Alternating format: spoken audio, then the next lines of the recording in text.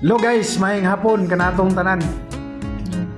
May balita-balita mga guys no na si Leni Robredo tatakbo ng pagkapangulo sa 2028. So guys, advice ko lang guys no.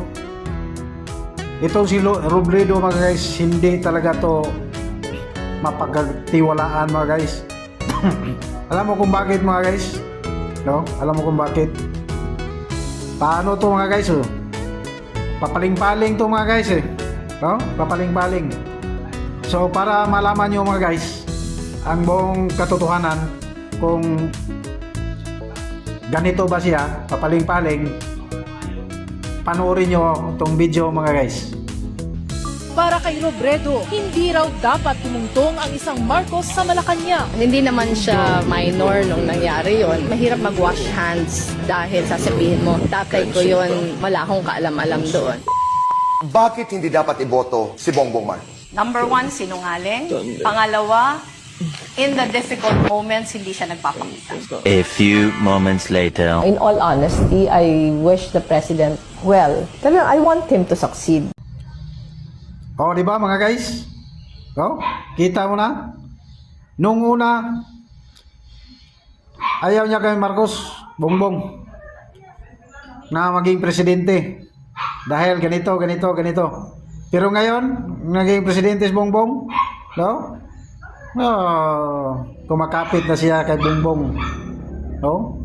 So yan ang tao na hindi makapagpaniwalaan mga guys.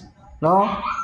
So, kung tatakbo siya mga guys, pagka-presidente mga guys, laban kay Sara Duterte mga guys, ikis nyo yan mga guys.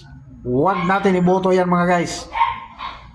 Iboto natin mga guys si Sara Duterte mga guys para mawala yung mga adik o mawala ang mga druga na sa ngayon sumisira sa mga kabataan.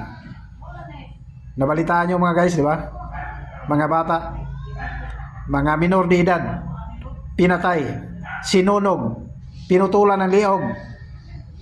Ang yung last mga guys sa Toledo, yung tinangag ng aso yung tail. So, kagagawan ng mga adik mga guys. So, dapat lang meron tayong strong leader mga guys. Kagaya kay Rodrigo Roa Duterte. Laban mga guys. Sara Duterte.